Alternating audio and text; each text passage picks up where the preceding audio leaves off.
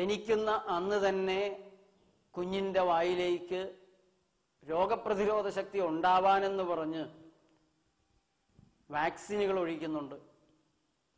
ആ വാക്സിൻ മൃഗങ്ങളുടെ ചലമാണ്. Green monkey kidney സെല്ലും പന്നിയുടെ കോശങ്ങളും നായയുടെ കോശങ്ങളും എല്ലാം ഉപയോഗിച്ചാണ് ഈ വാക്സിനുകൾ ഉണ്ടാക്കുന്നത്.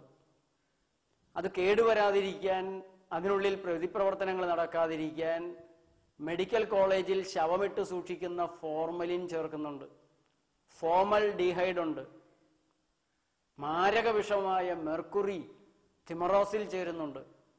അലൂമിനിയം ഹൈഡ്രോക്സൈഡും അലൂമിനിയം സൾഫേറ്റും ആ കുട്ടിയുടെ ജീവിതകാലം മുഴുവനും ഒഴിയാബാധയായി അലോപ്പതിയുടെ വിഷക്കൈകൾ